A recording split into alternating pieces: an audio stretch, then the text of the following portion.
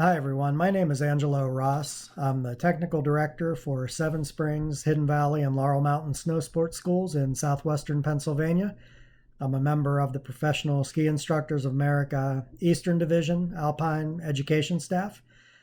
A few years ago, after returning home from National Academy in Big Sky, Montana, I published an article in the fall 2018 issue of the Snow Pro, which is the Eastern Division's newsletter, called Training Without Training. Came to a few realizations in Big Sky, one of which was that we learned a lot of great stuff, and I wanted to continue to practice these fundamental movements over the summer. Another thing was that I came to the realization that I'm terrible at being consistent with workouts. So I needed to figure out a way to incorporate these fundamental movements into things that I like to do, things I knew I would do anyway, because having a gym membership for me is out of the question. So the gist of the article is how to practice movements and relate them to skiing, doing other activities such as biking, running, skateboarding, even housework and yard work. So fast forward, today is May 31st, 2020. I thought it would be cool to put together a video to accompany that article from 2018. So I filmed some skateboarding over the last couple of days, and I put the video together, and we can watch it together, and I will narrate, and you can see what you think. In PSIA, we refer to 5 fundamental movements of effective skiing. Really, it's a larger picture than that. These are fundamental movements of general athleticism. So they're published in many places. You can go read them verbatim if you like. I'll refer to them generally throughout. The first deals with keeping your center of mass above your base of support. So what that means is controlling where your center of mass is in relation to what you're standing on. So if you're on skis, obviously that's the skis. And the idea is to manipulate your center of mass so that you distribute pressure evenly along the entire length of the ski. So you're not just skiing on the tails, not just skiing on the tips. This translates to other activities as well. If you're running, you don't want to just run on your heels or on your toes. If you're on a bicycle, you don't want to ride a wheelie all day. On a skateboard, you don't want to just ride on the front wheels or the back wheels. So if you watch the first trick here,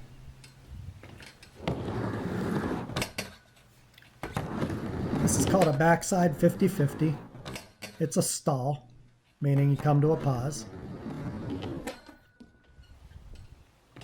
Really standing on both feet.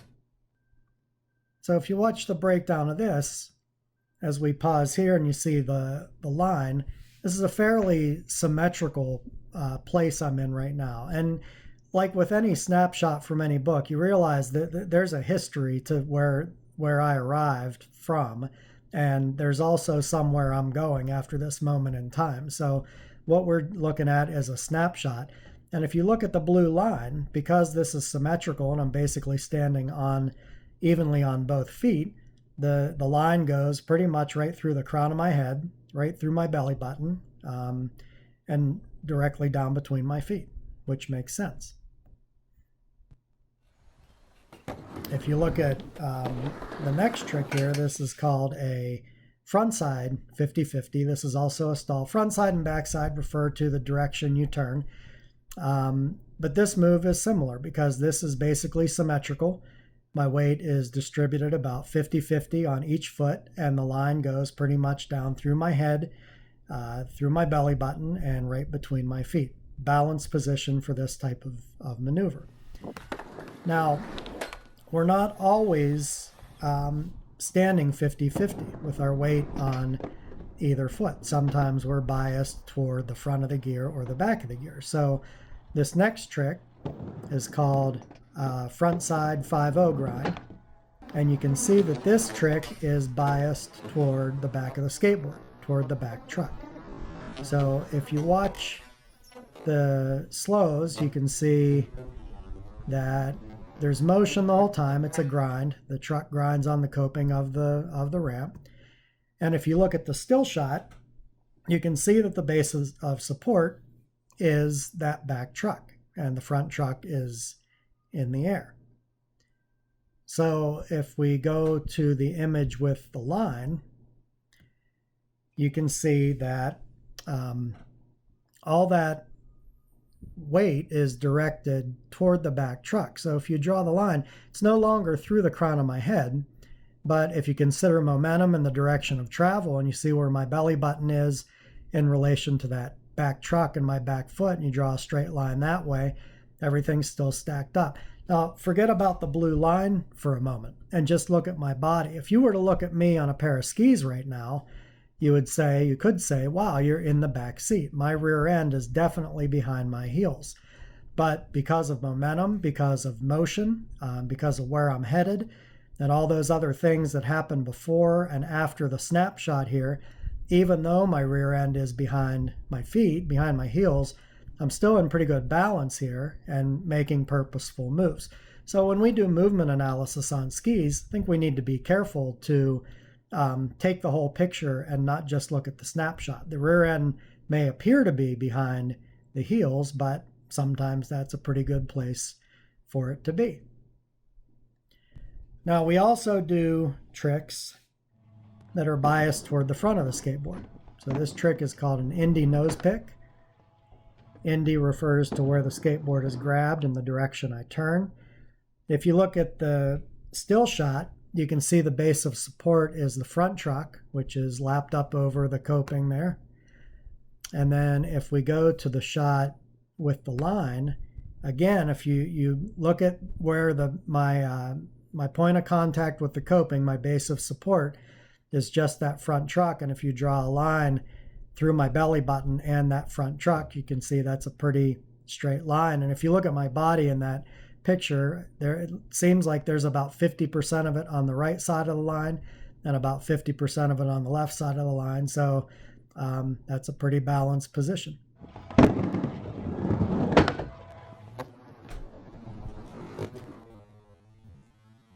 Here's a slow shot of it.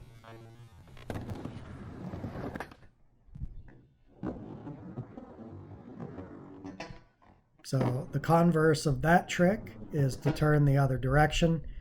This is called a front side nose pick. Here's a slow one. If you look at the still shot with the base of support, it's the front truck again, but I'm facing the other direction, going the other direction, so it's a different trick. And if you go to the shot with the line drawn and go through my belly button and through that front truck, again, it's 50-50, 50% of my body on either side of that line. So pretty balanced position.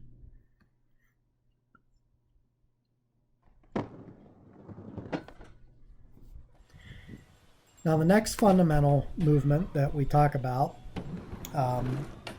we move from outside ski to outside ski. Basically, we move from foot to foot. We transfer weight from one foot to the other. When we travel on a pair of skis to the left, we're directing most of the pressure toward the ski on the right. And when we travel to the right, we direct most of the pressure toward the ski on the left. And it makes sense. If you remove the skis from the equation for a minute and you think about jumping from standing to the left, you're going to move from your right foot. And if you're standing and you're going to jump to the right, you move from your left foot. So really, it doesn't have anything to do with skiing so much as it is just the way we move one direction or the other. So it involves one leg getting longer than the other.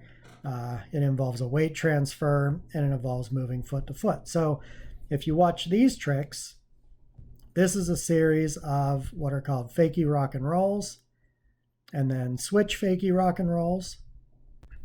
And if you look at the slow shot here, and then the still, where I put the John Madden style markings on the screen, you can see one leg is long and one leg is short. If you remove everything else from that picture and put a pair of skis on me, it kind of looks like a ski turn. And then as you go to the other side of the ramp and do the same thing with the markings, you can see that the other leg is now long and the other leg is now short. And this happens in a lot of activities that we do during the summer. When we run, this happens. When we pedal a bicycle, this happens. So this outside ski to outside ski idea, weight transfer and moving foot to foot, are something we can focus on and practice during the summer in order to better understand them on our skis during the winter. Now the next trick here is called a tail blunt to fakie. Now if you take a look at this trick where I did the still shot with the red lines, you can see there are a lot of angles in the lines that I've drawn. And I related these tail blunts to fakie to the fundamental where we talk about controlling edge angles through angulation and inclination. Now if I were just inclined in this shot, I would be leaning really far into the ramp to the point where I wouldn't be able to maintain my balance. But where I froze this picture, if you look at all those angles in my body, those angles give me the ability to use the edges of my feet in order to pull this trick off. So you can see in the first still shot, the yellow circle, look at the pinky toe edge of my left foot. It's because of all those angles in my body that I'm able to manipulate the board with that edge of my foot. And then as we zoom in a little bit farther and pause there for a moment, you can see that it's the pinky toe side of my left foot that's engaged with the skateboard and the big toe side of my right foot that's engaged with the skateboard. And it's a pretty subtle move. And it's possible because of the angles in the joints in the rest of my body. And this is really similar to what we do on a pair of skis. We edge on the pinky toe side of one ski while we're edging on the big toe side of the other ski. So I like to think of that while I'm doing these tricks during the summer in order to keep those movements supple and keep my agility up for winter. This next trick is one of my favorites. It's called a front side rock and roll. Rock and roll is when you lap your wheels up over onto the deck and come back in. Front side because of the direction I turn. It's a pretty pragmatic maneuver, but I really like doing it. If you look at the frozen shot here with those arrows of direction, you can see what I'm looking at when I think of this trick. We have a fundamental that deals with turning the legs and the lower body separate from the upper body. So if you look at the red arrows, you see the direction my feet are pointed. And you come up to the yellow arrows and you can see the direction the two sides of my pelvis are pointed. And the blue arrows show where my shoulders are pointed. And the white arrow shows where my eyes are pointed. You can see that there's a pretty big difference in between where my lower body and upper body are pointed. And this trick doesn't work well if you don't get that separation in upper and lower body. And these are movements that can be practiced in other sports: mountain biking, trail running, road running, turning around to look behind you.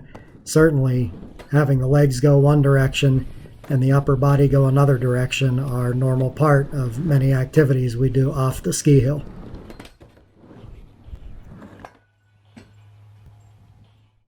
The final fundamental to me is really about bringing the style. The first fundamental deals with keeping the center of mass above your feet or skateboard or skis, and making those adjustments in the fore-aft plane to do that. Moving foot to foot, making angles, inclining, deal with balance in the lateral plane. Regulating the magnitude of pressure between your body and your gear and the surface you're on is about bending and unbending joints in an appropriate manner, an appropriate amount with an appropriate amount of force or subtlety to match the intensity of the situation. This, to me, is really the icing on the cake. As you watch this run, hopefully that's what you see. You know, it's about not doing too much and not doing too little in order to maintain flow and rhythm and smoothness and style, because I think that's really ultimately why we're out there doing whatever sport it is we're doing. So, regardless of your summer pastime, you can practice balance movements in the vertical plane and apply them to what you do in the winter on the mountain.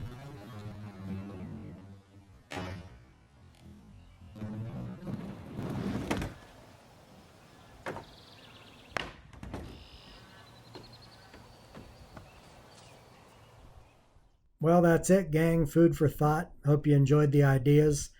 Understanding and practicing these fundamental movements is transferable from sport to sport. Being better at them makes you more intentional and purposeful in your endeavors. And if you end up somewhere you don't intend to be, hopefully you get out of there with some grace. Live to fight another day. Take care.